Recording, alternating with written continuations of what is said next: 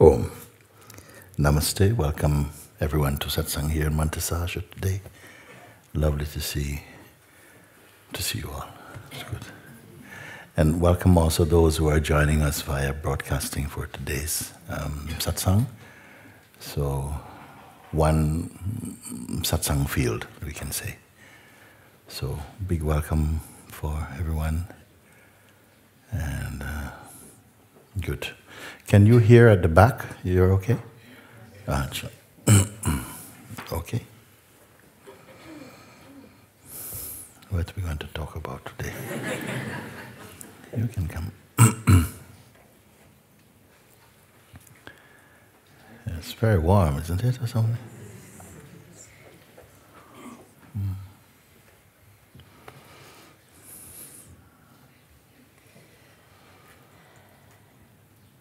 Thank you. Thank you. Thank you so much. Think I ever really said thank you to you? I'm sorry, what you said? I don't think I ever really said thank you. Oh, okay. To you. Thank you. And I don't know if I can. I don't know how I can say thank you enough. I thought you just did. What's happened?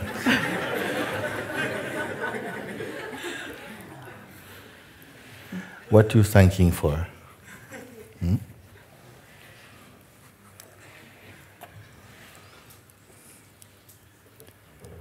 For peace inside. That's good.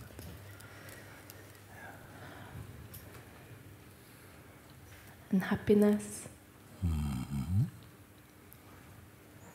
And all this love. And thank you for Sahaja, for making a place that feels like home. Really feels like home. Good.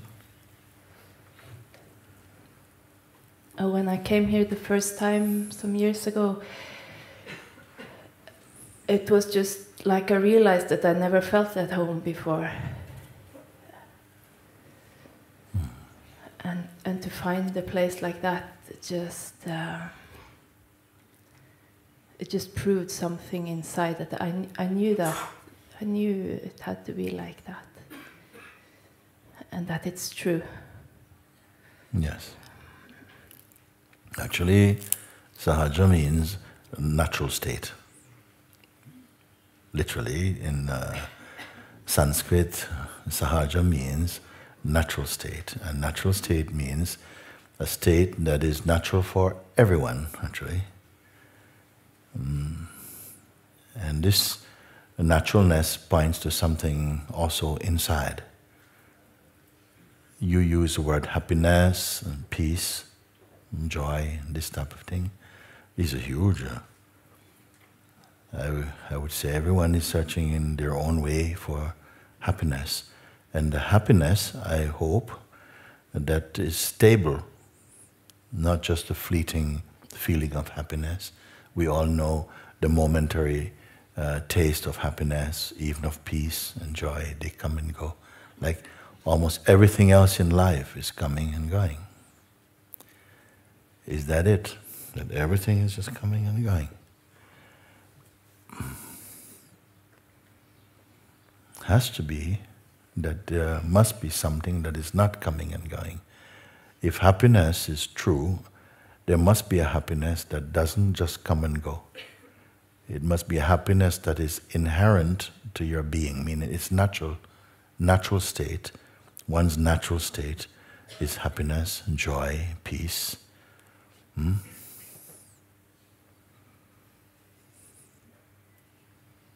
That's why we are here, I take it. Not to have a sample of it. Sample we have had, everybody has had. Even people with bad intention has moments of happiness, moments of peace, joy, and all of this. But is there such a thing as unbroken peace and happiness? By unbroken, I would mean that a peace that is so deep, so broad, that there is space within it, even for sadness or other expressions can happen in it, but don't remove it. It remains here always. Possible? Yes. It's a little question because I've come here for many years and then I have to go back. And you always say that you should be like a sponge and just let it come in. And I feel like I am like a sponge. And when I come here, it seems so easy. Then everything just becomes very warm and bright just by being here. I also feel that every time I go back, after a while, it's like I'm also a sponge there. And so I absorb noisy Let's things. take that, if that was true, that we all have this chameleon quality. So wherever we go, it's as though we take on the background of that place. Suppose that was so. So that when you are in some place, a lot of excitement, you get excited. When you go to a place, if there's sadness, you also feel sad. Another place you go adventurous, you feel adventurous. Another place you go very devotional, you feel devotional. If it were like that, suppose it were like this also. And I don't feel I've met anybody who is so content in that state. It's common state for many people, most probably. But what I'm pointing to is that however often the states change or they come and go, there's an awareness of them, of their movement. Can I say like this? Whether you are new to Satsang or not, I am pointing to something that it bypasses whether you are new or not. Everything that we see on this side of the eyes is changeful, comes and goes, isn't it? Isn't there awareness of all these changes? We experience them, they happen for a short time, good or bad, bitter or sweet, they come and go. This unending flow, this traffic of sensations, feelings, thoughts, emotions, coming and going, isn't it?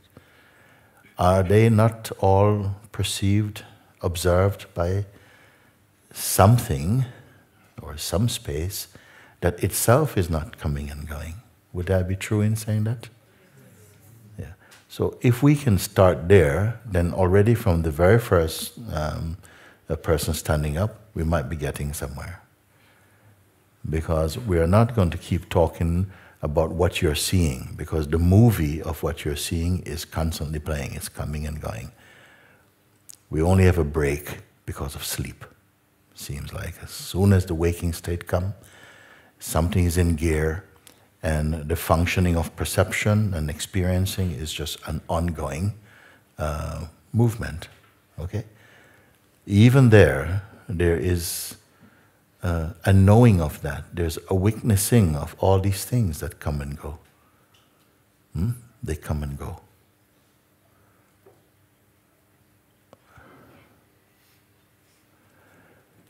That which is observing their comings and goings of emotions and thoughts, memories, feelings, all of that, all that is perceivable. That which is perceiving them, my question to you, is that coming and going also?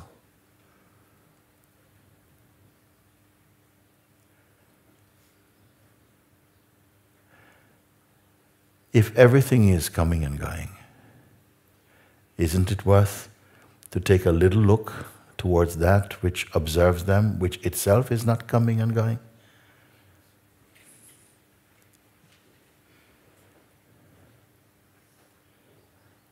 So let's stop talking about the things that are coming and going for a moment, and let's look at the space that perceives them, but we have just said it itself is not coming and going. Can it itself be perceived? Is that too difficult a question? A little feedback would help, no? Is that too difficult a question, unreasonable a question? if everything that you're seeing, you know, memories, we speak about memories. Why? Because it's gone, it's past. Yeah? And future, nobody knows anything about future. We hope. We don't really know. Even someone like a Nostradamus, his name, one who said they know the future, he doesn't know all the future, get some sense of some kind of thing. But he doesn't know how he's going to feel in the morning when he gets up. You probably know, yes, in 15 years, this is going to... Tomorrow morning, what you're going to feel like in the morning, you don't know. So now nobody knows future in that way. And even the past that we feel, okay, you cannot change the past. Actually, the past is a very, very subjective experience also. Because the past sometimes is remembered with a lot of sentiment and so forth. It's perhaps not even as it really was. We keep changing it. I know with myself, I keep changing it also. Yes, I did this, oh yeah, and this thing and so on. So nothing is so reliable in this. But that which perceives them, past or future, even present, I'm asking a little bit about that. If we stop talking about the things that we perceive to come and go, and just look now at that space in which they are perceived, that awareness itself.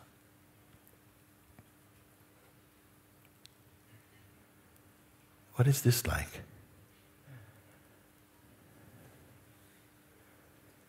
Can there be an awareness even though there's nothing particularly to perceive?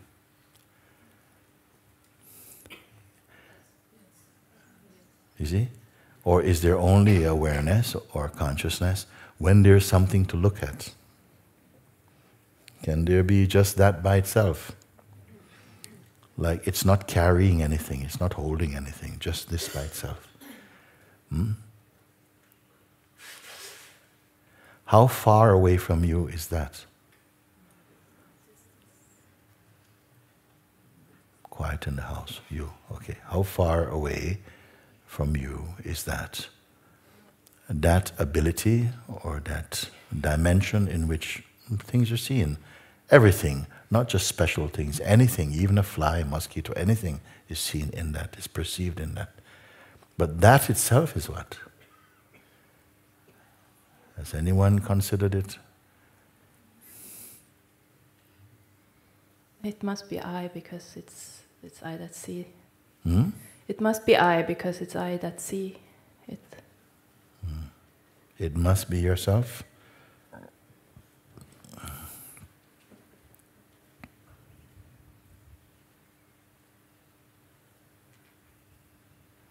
What is it like if you don't tell the story of the senses, the projections, the memories? If we were only to be aware of awareness itself, now you can do.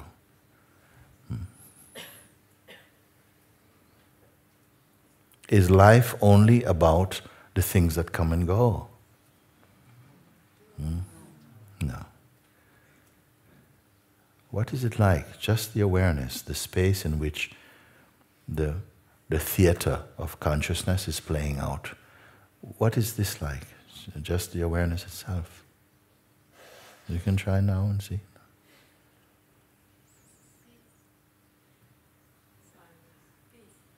Someone here say peace is here. Space. Peace. Silence? And something else? Huh? Energy.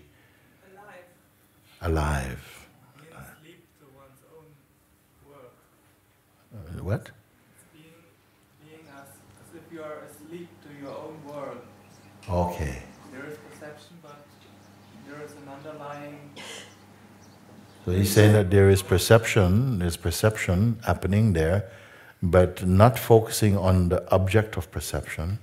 What about the subject of perception? What is actually here, in this place? Is it a person? Oh, I'm surprised. Very good. Not a person. A person is also a functioning, is also something perceived also. For many, it has been what we are. We're a person. But although a person is actually a form of consciousness, it's a very, very limiting state. I'm not asking now about the person, but that in which the person itself is seen. You see? Is it worth our attention to look at that? Because we can keep talking and sending emails and postcards about the things that we keep seeing. But what can you say about the thing which you really cannot really see, not directly? We are aware of it, but you cannot see it because, is it an object? No. Are you an object? Slow down. Are you an object? Sometimes in satsang I'm asking, are you an object in front of the lens of perception, or behind the lens of perception, or both? Behind. So anything that you can see then, if you are behind the lens of perception, then everything that is in front of the lens of perception are only appearances. They come and go. They are belonging to the traffic that comes and goes. Where can we put the person in all of this?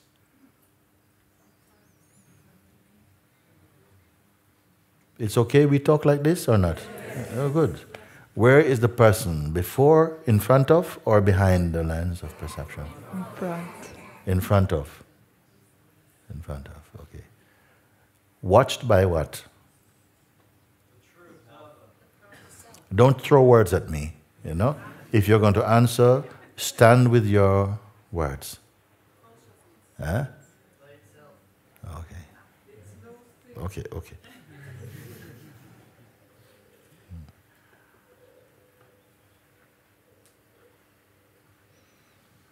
You must be the answer. Don't give me an answer only. An answer is only like, okay, another word, another concept, soon to be also gone. If it is only in your mouth, if it's only in words, that too is also soon gone. I'm rather asking that you pay attention, you see.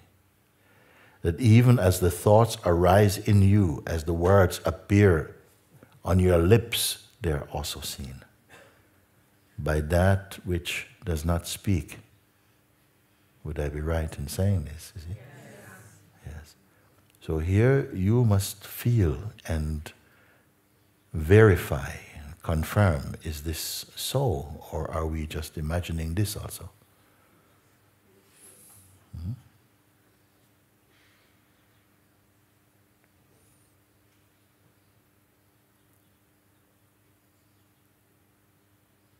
Life cannot simply be the things you're looking outside at. It must be how what you're looking at is perceived here. Your experience is something very internal, and often, I would say, a very unique thing. If I were to give one book,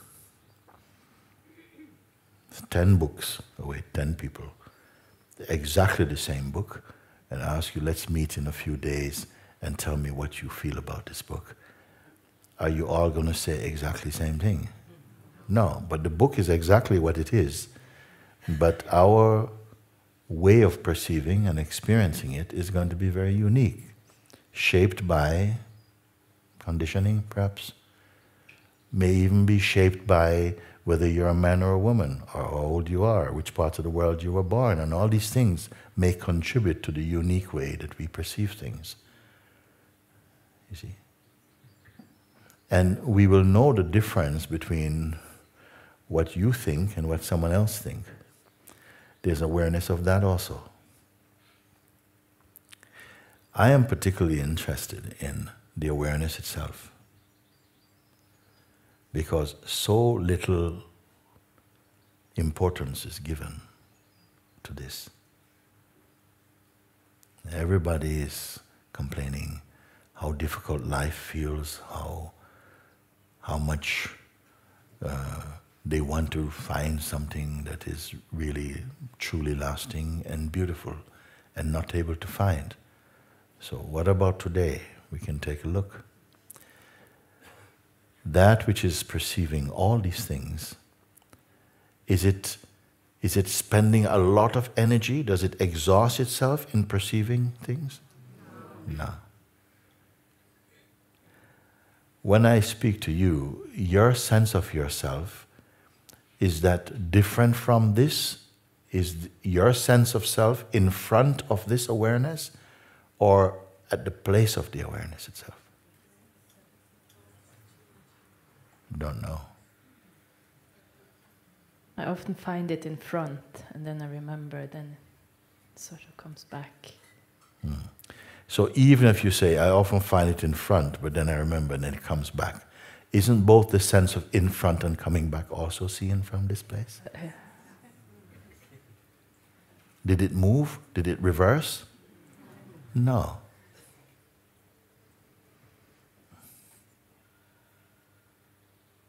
So as I'm saying, if just for a few moments we suspend the story of what we're seeing and just to be in that place where seeing, even the function of seeing, even the function of perception is also perceived. Have I gone too far? Okay.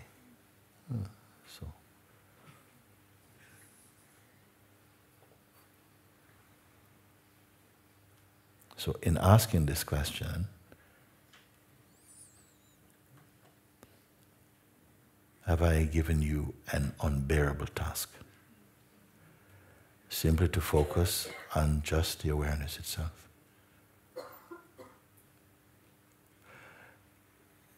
Can I give you a difficult one?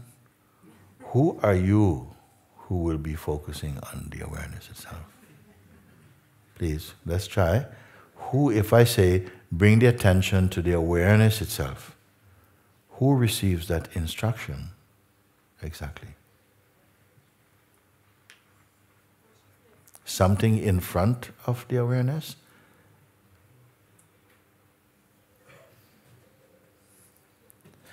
Anyhow, it works. Huh? Somehow, in saying, bring the attention only to the awareness now, and not to the sense of the person doing something, having a life, having a story. We know that that story can keep going on. You see? Why does that story keep going on also?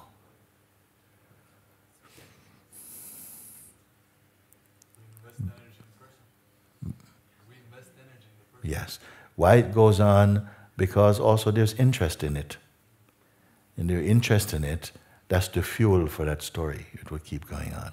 Like we say, if you build a shelf here, you'll find something to put on it. If you have a story or something, develop something, you'll have the interest to keep creating and following it. The interest and identity that we hold on to as what we are, we supply interest to this version of ourselves. But now I'm saying, but even that is also perceived.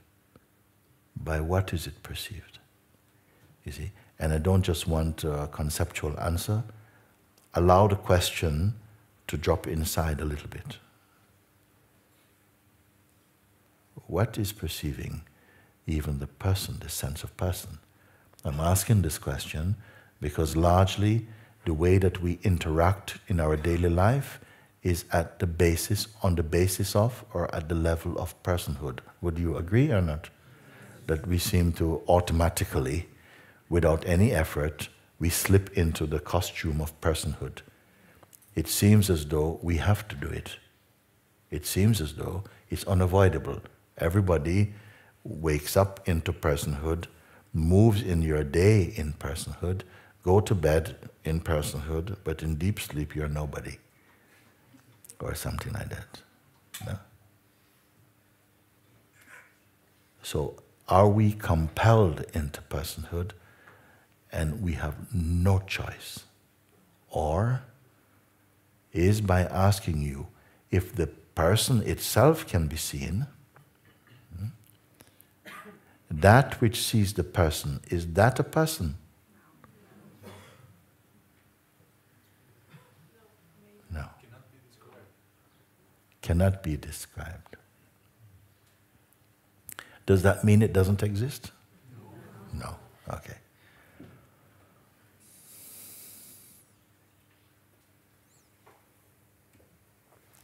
Of what importance is talking like this? Any importance at all?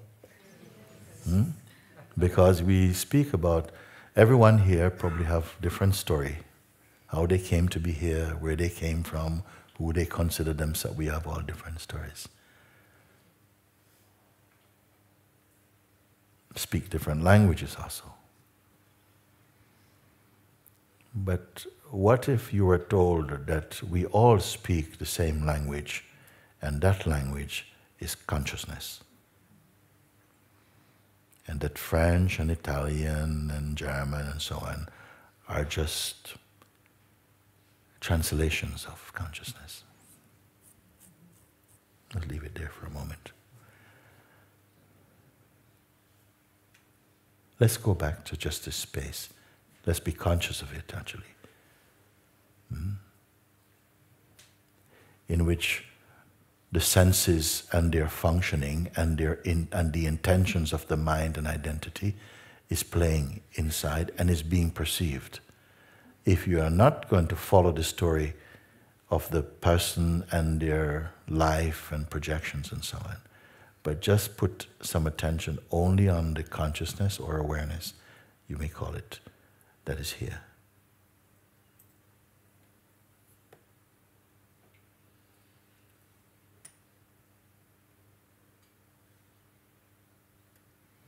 How long will it be? What are you perceiving as you do this?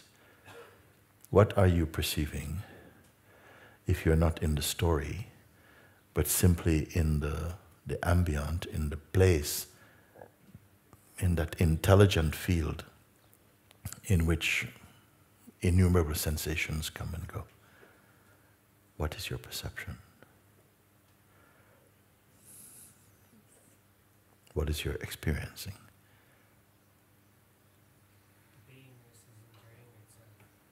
The beingness is enjoying itself, you say.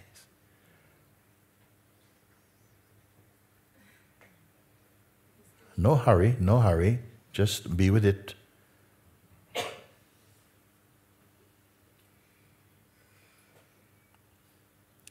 Is anyone keeping it up? Does it require your support? No. Let's keep just looking. And look, but don't create. Don't imagine. Just be.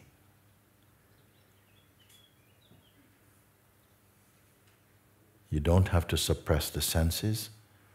They can also be functioning according to their natural law. You're here. I believe you say you're not merely the person, because the person is also something perceivable that seems to come in and out of focus. Right now, are you being personal? Okay, so if anything personal comes, it has a particular vibration about it that is perceived. But we're not going to go with that right now. We're only in the space in which the sensations come and go. In that space which I call awareness itself. You're here.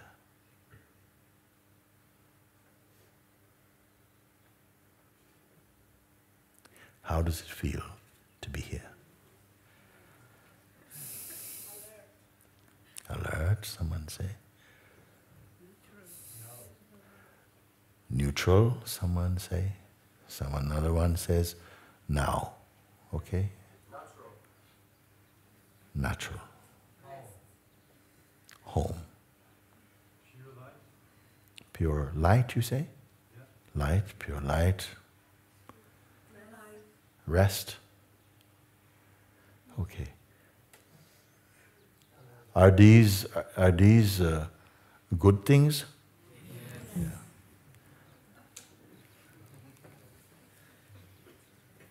How much effort are you spending right now to perceive these? None. Okay.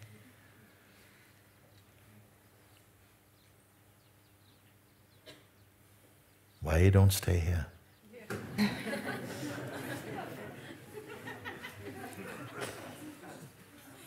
It's just a question. I mean, why do we don't stay here? Or can't we stay here?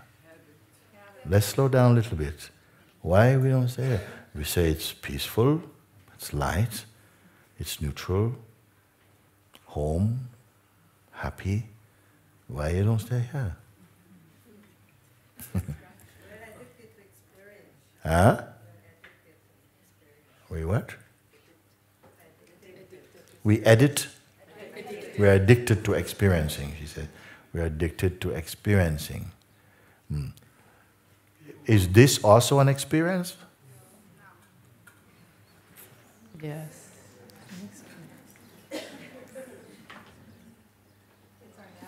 Does it change? Let me keep asking for a moment. This that we're now just speaking about, does it come and go?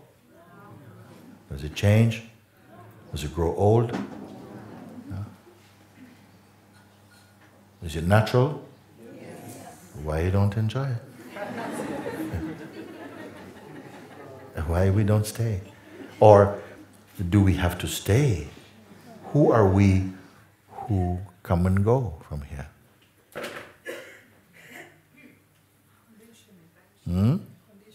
Conditioning. So conditioning come and go. Would you say, or what? Oh, so she says that conditioning makes us somehow go. Okay? Us who go is what? Slow down. Us who go says conditioning, because my question was, why we don't stay here? It seems pretty nice, no? Without doing anything, you're happy, peaceful, neutral, open, soft, kind, light, wonderful. I ask why you don't stay. So you say, well, conditioning compels us to go out. Okay? Whatever goes out, is it not perceived also? From the same place where the happiness is? The attention goes out. We always are here. Okay, so the attention goes out. So even attention, one of our most intimate and powerful tools. Why? Because wherever attention goes and whatever it touches, we are calling that experience. Okay? So even when the attention goes, isn't that also perceived? My attention is gone actually. Sometimes people say, no, I can't concentrate, my attention is really running all over the place. That means that is also perceived, isn't it? From where? Isn't it from same place here? Isn't it good to know this?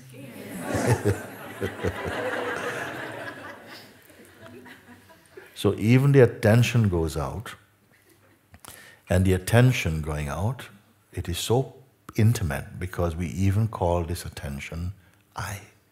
And the attention is going out, running about. You say, I am restless. But the attention is restless.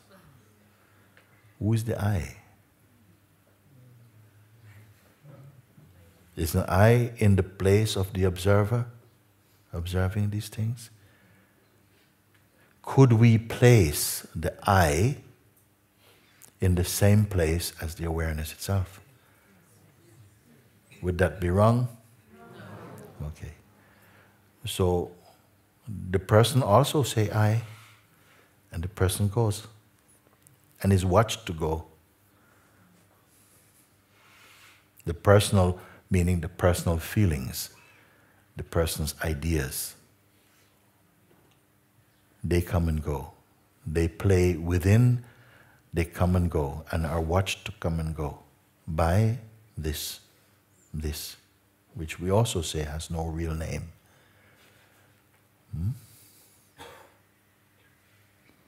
Where are you in the light of our talking now? Are you the thing which comes and goes, or that which observes coming and going? 50-50. You don't know. Somebody says, I don't know. Yeah. Even the feeling I don't know is also perceived.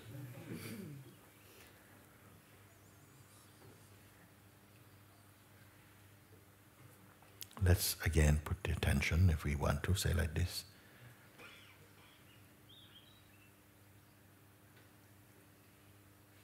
Right at the place of the awareness itself.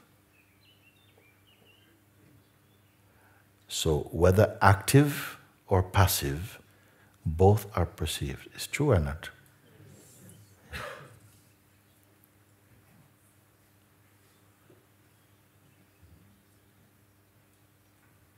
So even in the most powerful pulsations of the mind, tsunami mind,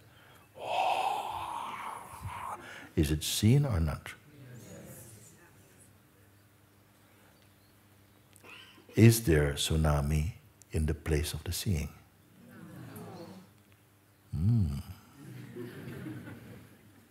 Is this really your experience?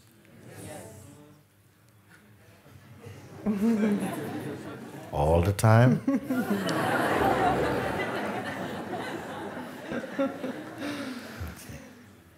So sometimes it may take a while because, like some reflex, attention by habit goes to the crime scene, goes to the energy, goes to the movement. It's true or not? No? And we have the sense that, oh, I don't know what to do, I'm lost, and you forget that that is perceivable. In the instant it is recognized, that sensation with all of its dance and is perceived. Do you have to walk back to your original place? No. What happened? The fact that it is perceived means you are in your original place. Is good to know this or not? Yes. Ah, good. Can you come and tell me that when the tsunami is going on? Well, will you listen? But it's like it's so easy that I don't believe it. It's like I need you to tell me. Yes, maybe for a time. Maybe for a time, because we are not accustomed. The habit is just to go. Wherever some noise, when the mind goes, we go, okay, sorry, gotta go. And we're gone. Sometimes we don't even say, excuse me, we're just gone, okay? Isn't it? And you don't notice that you notice. You see, isn't it? So this is, I feel, important looking, isn't it? No? So you say, yes, I need you to tell me that when the tsunami is going on. But you can begin, even as you are now, because attention is called to this, to pay attention to this, to give a few moments to looking and confirming, is this true or not? Or are we simply imagining these things? I am merely pointing it out, you see. In this place where even the functioning of perception is perceived. Who is with me? Yes. Okay, weak on this side. So again, are we able to say that even the functioning of seeing, that even seeing is seen? Is it possible to say like this? Yes. Yeah? You see? So something must be able to acknowledge, yes, it's true, that even that is seen. In the place where that is seen, you see, what is happening here? Nothing happening. Is that a disappointing discovery? No. So, in answer to your question or request, I would say just keep confirming even the small things, whatever is coming and going. The habit is that the attention runs out to it, runs this way, reporting about what is going on. But from the real place, nothing is going on. You see?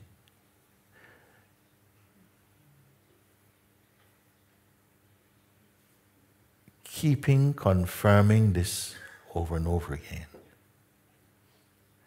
corrects the bad habit of feeling that it is you who go.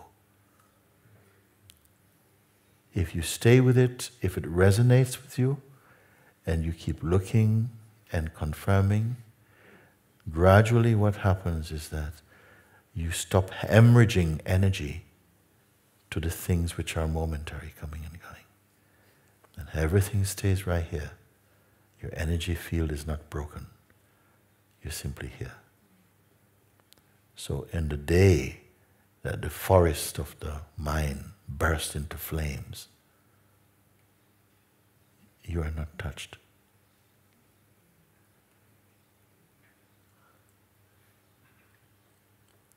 And this is your training, you may say. And a training that becomes more enjoyable. It's enjoyable to feel your expansiveness. It's enjoyable to feel that there's something growing into truthfulness. It's enjoyable to feel and to come to a point where it becomes a natural conviction within yourself that what you are is timeless or eternal. If someone merely teach you this, you perhaps will not grasp it.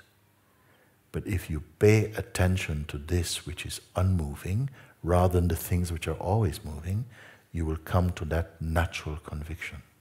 Actually, you will even go beyond conviction.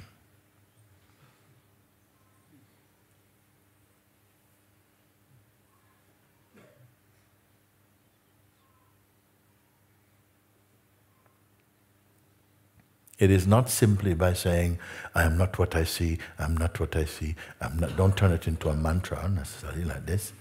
It is actually understanding and confirming, but I cannot be that. It is coming and going.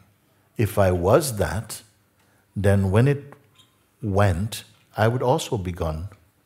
But I'm here to watch its appearance and disappearance. Who or what can I be? Not merely just ideas now. Experience and prove. It's very easy to feel some resistance or laziness here. It is part of the mind's conditioning. You see, we have a lot of energy for foolish things also. But for that which reveals your true nature, do you like this? Huh? Which is also perceived.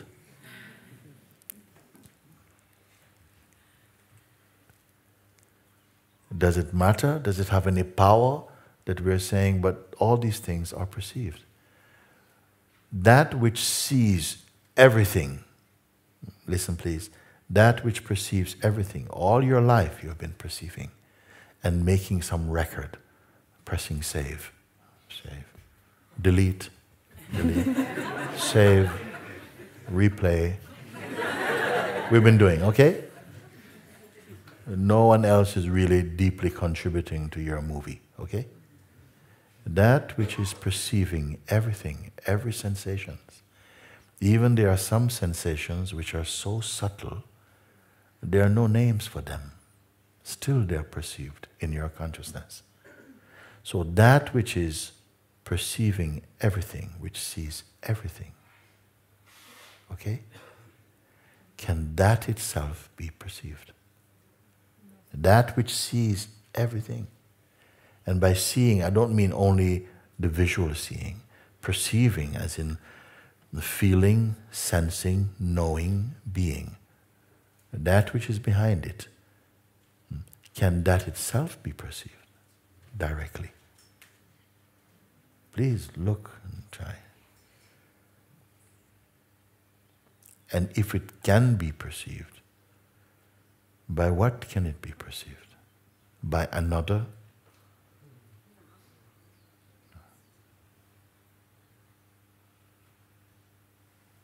Does it have a story? Does it have parents?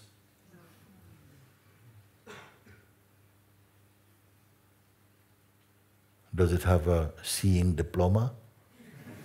No.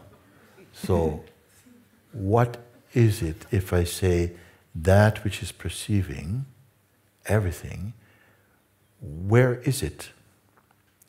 Where is the location of that which perceives inside and outside simultaneously? Where is the location of it?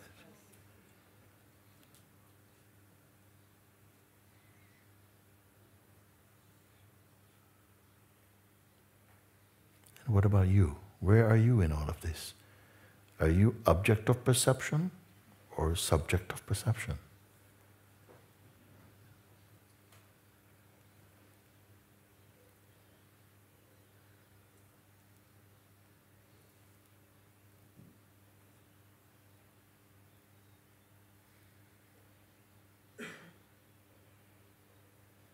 It is mostly through habit why we place ourselves as in the position of an object of perception.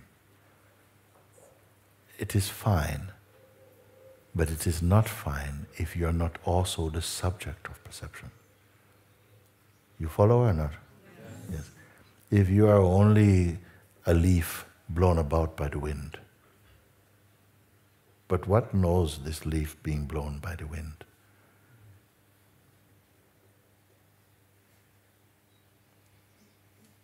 Another leaf?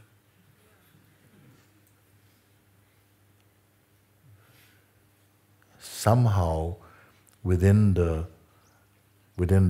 blown leaf must be something which is not blowable, not moving, not subject to the movements of the wind. In you, you're asking now, like this, what happens during the tsunami? Tsunami means crisis moment. Crisis moment. Intense experiencing. In those moments, we tend to panic. Panic is also perceivable. But maybe in that intensity of emotional roller coaster or whatever, no? Our ability to perceive, is it diminished necessarily? Why is it then that we feel somehow, not now, I'm all caught up in the noise of the mind? We identify. The strength of our identity with the body-mind determines the strength of your ability, or corresponds with the strength of your ability to perceive it. They directly relate. If you are strongly identified with your body-mind functioning and personal identity, you will feel unable to witness it and stay out of that noise. Many beings, through their practice, you may say also, but largely through understanding, which is what I'm presenting to you. Through understanding, they come to recognize their correct position in this, and they honor it. They begin to honor it. What do I mean by honoring it? They pay attention to that. They're very keen to observe this movement and to see, whoa, I'm watching this. And maybe after a while of watching it and not identifying with it, you lose interest in it also. And if you lose interest in a thing, it doesn't get registered in consciousness anymore. Which effectively mean, experientially, it didn't happen.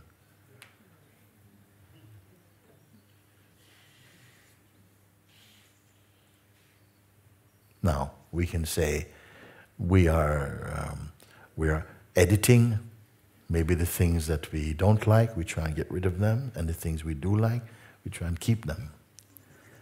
But even if that were true, the one who wishes to keep or to get rid of is also perceivable.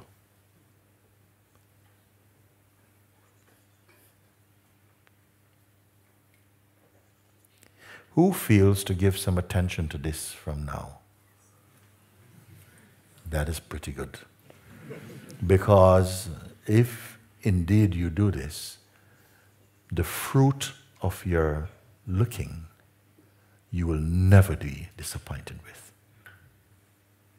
If you obey your hand,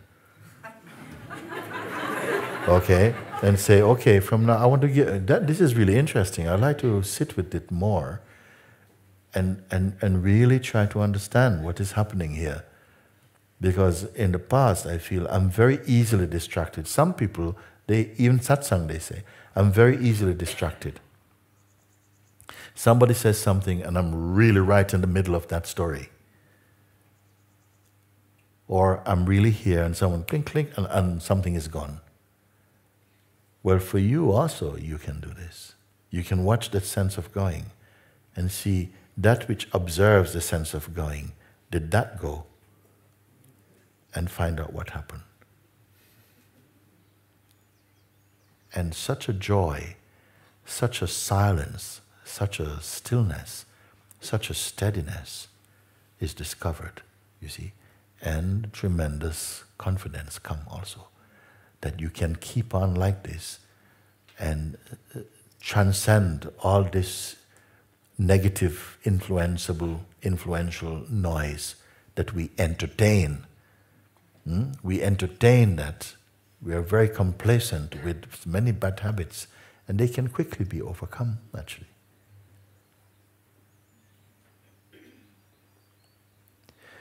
So many wonderful things await you. So many wonderful things await you, meaning that we are not accessing the great part of our potential also. We don't know anything about it. But in starting here, paying attention, learning to observe, and I can tell you that there are now a few people who have been sharing these things in prisons around the world now. And prisoners, many of them, are going, wow, wow. I thought I had no control over that. But just the ability to observe and not to be pulled into the reaction, that even now actions, reactions, interactions are observable. And I find in the midst of all this, I am still. You know what that means? That there are prisoners locked up in jail, maybe much more free than you. You surprised? That people, that the bodily restrictions, even sometimes it even amplifies their inner freedom. So simply keep checking in. We are recording this talk today. It's free for you to listen to. Try and apply that to yourself and look. And you see, but is that true? I mean, it's just something come and go. Even you don't have to spend so much time trying to prove if it's true or not. You can. It tells you it's not true. You stay put. Get used to your own stillness. Get familiar with that natural state of emptiness, meaning empty from the noise of life. Be aware of yourself. in this way. And from just being silent, without being silent, you discover silence. You don't make silence. Many wonderful things are waiting to reveal themselves in you.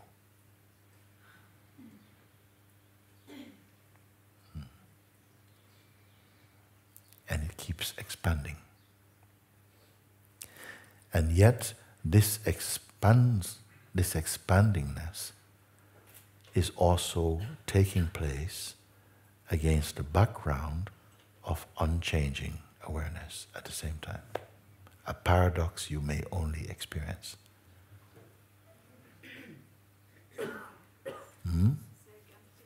I said it's a paradox that the truth of it, you must experience it. If you only think about it, it doesn't make sense. That's what many people do. But I'm hoping that you will take it and look. Look for yourself. Because simply in this, if you've chosen this, of course, you know, your bad habits and the mind is going to rebel against what we're sharing, actually. It is as though something, some power within us, doesn't want to go in the direction of elevating the consciousness, but rather to keep you in the level of personhood.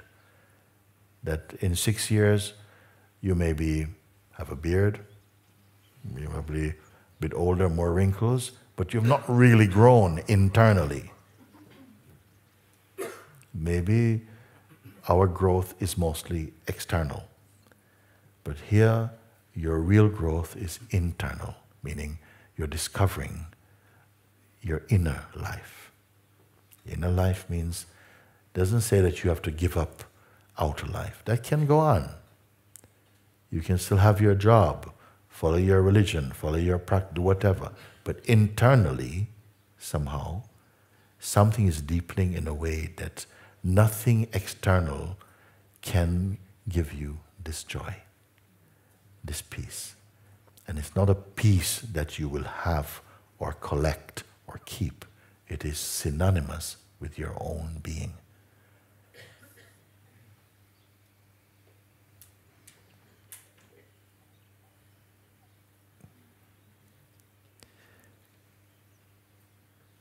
I'm sorry I used your question, innocent as it is, to launch this big attack on you. No, but it's very good, because I think all that you ask is in my response, but also to spread it for everyone that you can see.